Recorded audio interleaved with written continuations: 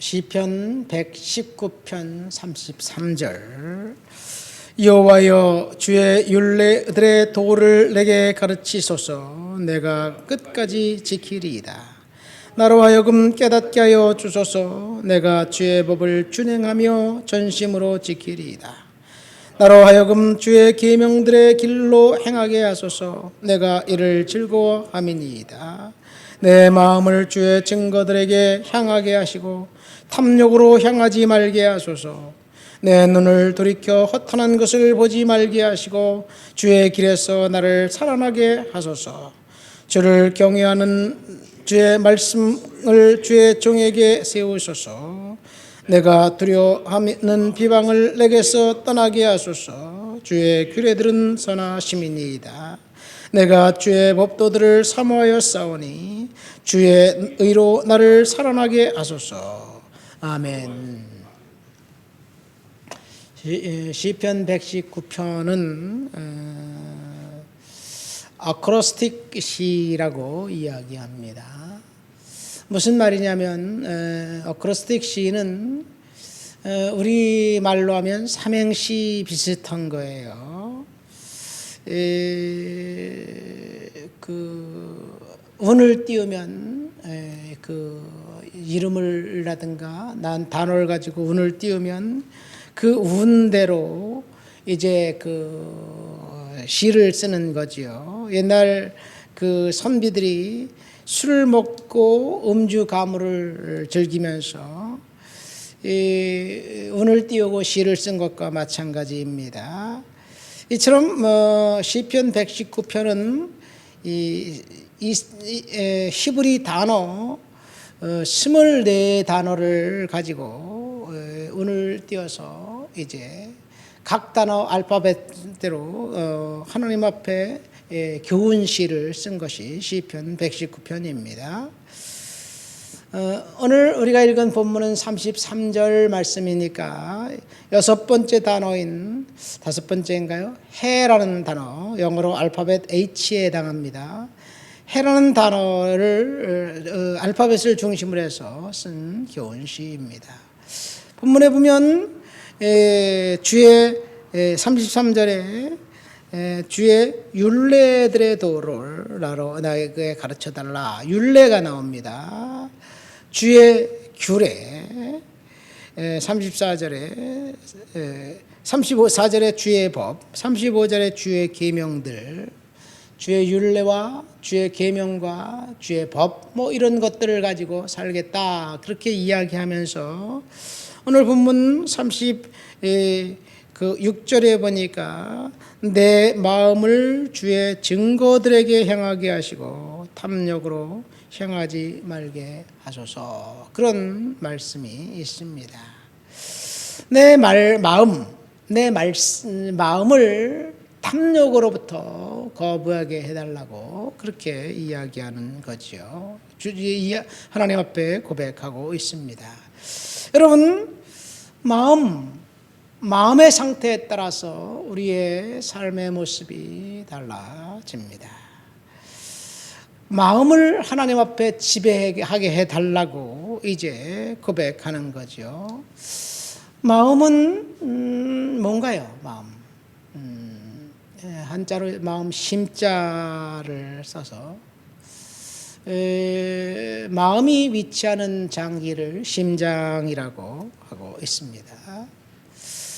우리가 뭔가 하고 싶은 생각이 들 때 그건 내 마음에 있어 라고 이야기하지요. 반대로 마음에 하고 싶은 생각이 들지 않을 때는 마음에 없다라고 이야기합니다. 여러분, 언제 하고 싶은 마음이 들고 언제 하고 싶은 마음이 들지 않을까요? 사실은 우리가 마음에 든다, 옆에 있는 사람을 보면 저 사람 마음에 드는데 저 사람 별로야 이렇게 생각할 때 일순간에 그 사람의 겉모습을 보고 마음에 든다, 마음에 들지 않는다 이렇게 이야기하고 판단합니다. 그 사람이 입은 옷, 그 사람에서 풍기는 냄새, 그 사람의 이미지, 그것 가지고 시각을 따라서 이제 마음에 든다, 마음에 들지 않는다 이야기합니다.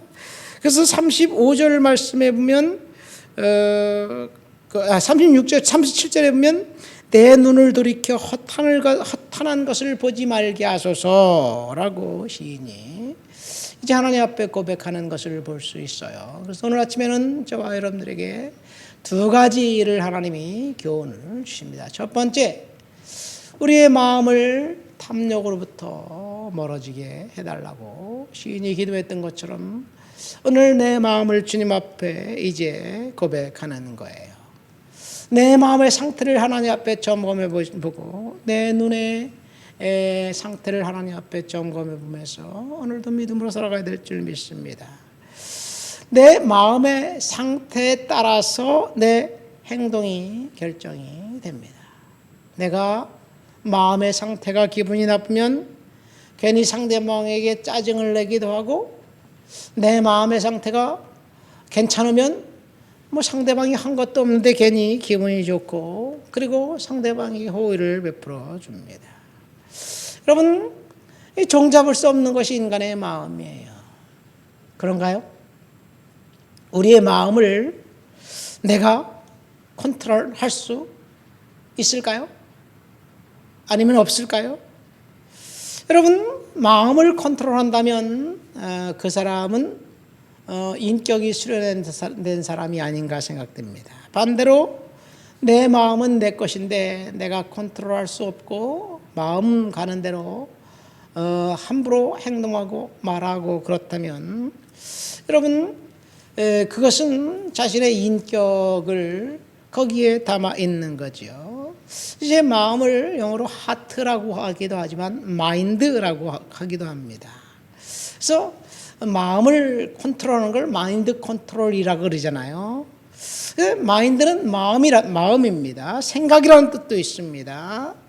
자, 그러니까 내 마음을, 내 행동을 바꾸려면 마인드를 컨트롤해서 행동을 바꾸면 되는 거예요. 여러분, 내 행동을 내가 어떻게 바꿀 수 있을까요?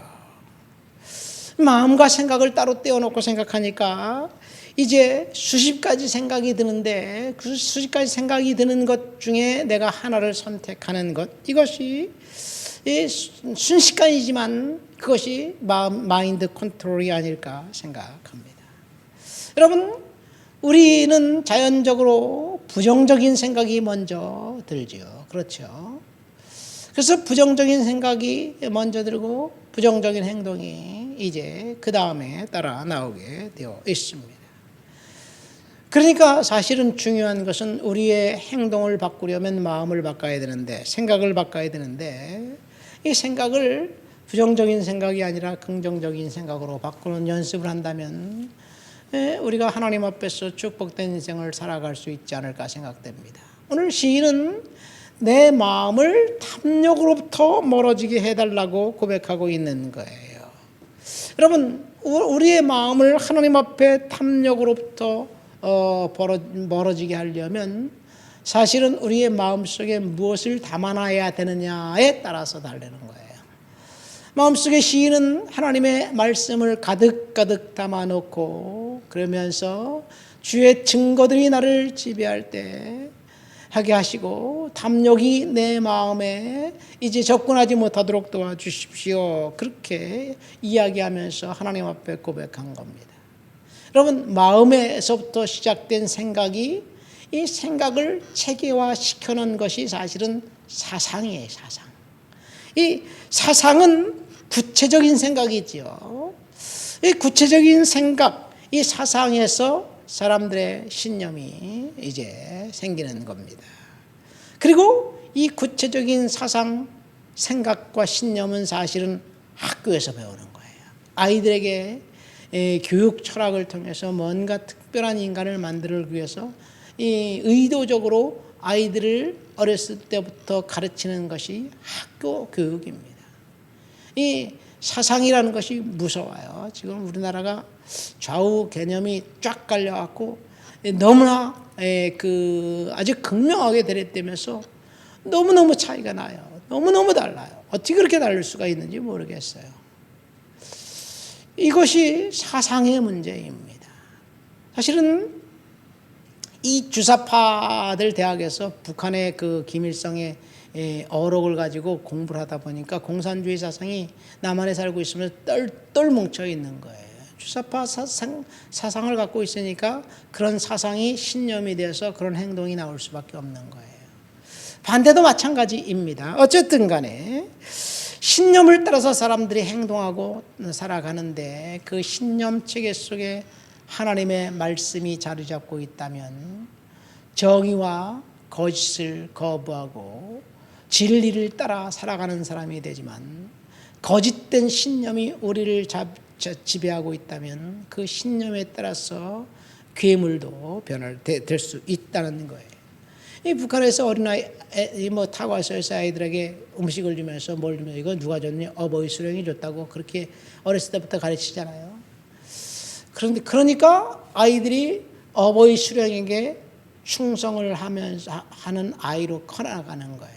그래서 어버이 수령을 위해서는 목숨도 버리지 않겠다, 그런 생각을 하는 것이 바로 이 교육을 통해서 사상을 전념했기 때문에 그렇습니다. 이것을 갖다가 그 쇠뇌라고 이야기해요. 뇌를 어렸을 때부터 완전히 쇠뇌를 시켜서 사람이 조종하는 대로 행동하게 만드는 것, 이것은 무서운 거지요. 오늘 본문에 보면 시인이 내 마음을 탐욕으로부터 멀어지게 해달라고 기도하고 있습니다. 여러분, 우리의 마음속에 무엇을 담아놔야 되느냐? 하나님의 말씀을 가지고 우리의 마음을 속에 담는다면 그것이 진리가 되어서 우리 인도해 주실 줄 믿습니다. 두 번째, 우리의 눈, 37절에 보니까 내 눈을 돌이켜 허탄한 것을 보지 말게 하소서. 이 요한 1서 2장에 보면 이 허탄한 것이 안목의 정욕입니다.